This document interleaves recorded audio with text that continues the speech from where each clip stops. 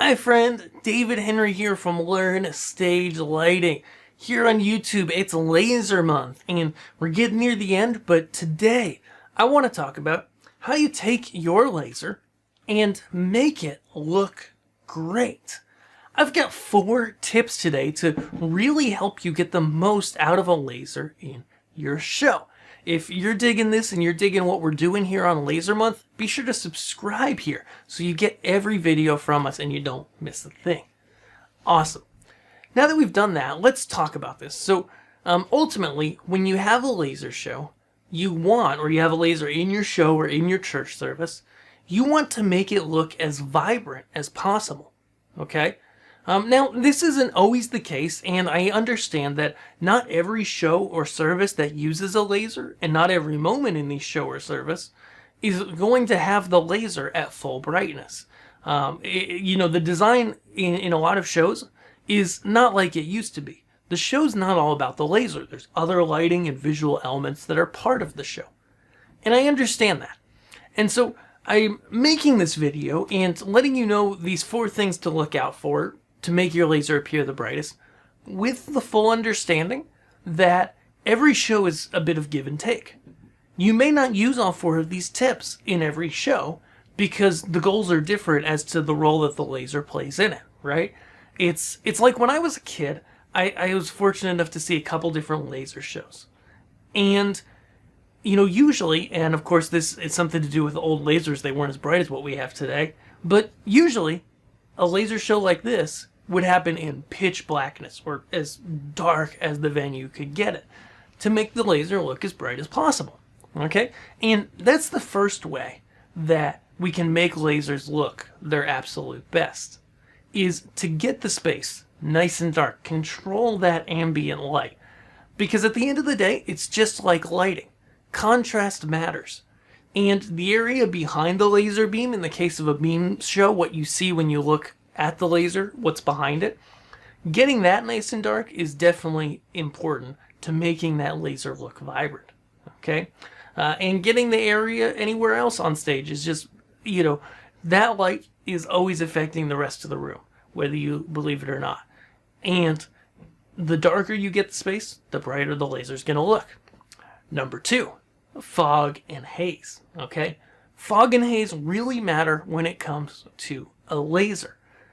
If you don't have any atmosphere at all, chances are you'll be able to see very little of the laser beam through the air, even in pitch darkness. At that point, it's relying on dust particles and humidity to be able to be seen. Okay?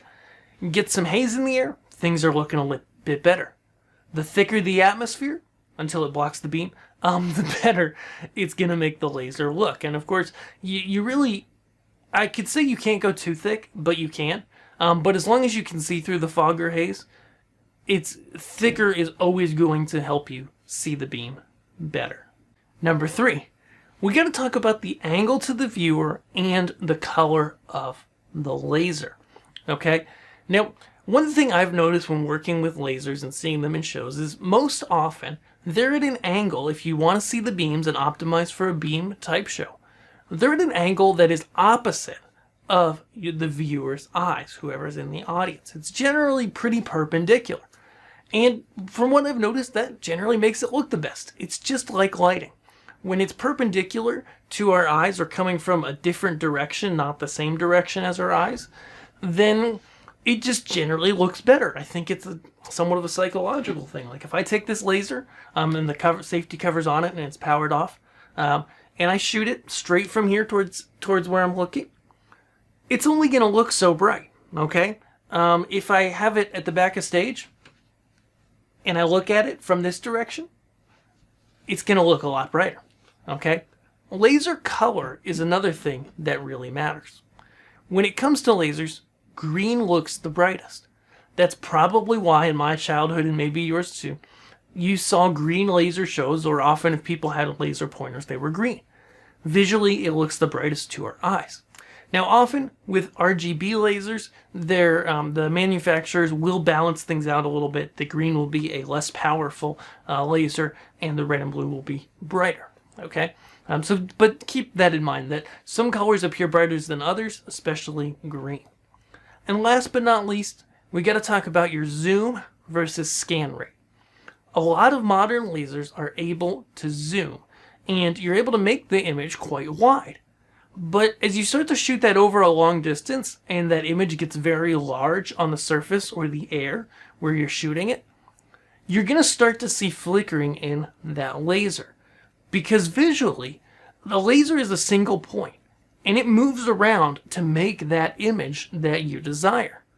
But the problem becomes that if it's trying to cover too wide of an area for the speed that it's moving, it's going to start to look flickery, and that doesn't look great.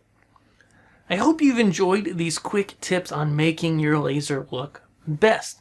As I mentioned before, be sure to subscribe here, and if you're interested in more on lasers, how to use them in the show, we've actually got a complete guide inside of Learn Stage Lighting Labs that is going to walk you through from step A, what are lasers, how do I use one in my show, how do I stay compliant here in the US, all of that is in our action plan, and that is inside of Learn Stage Lighting Labs.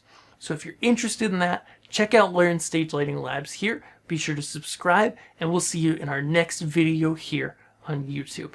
Thanks.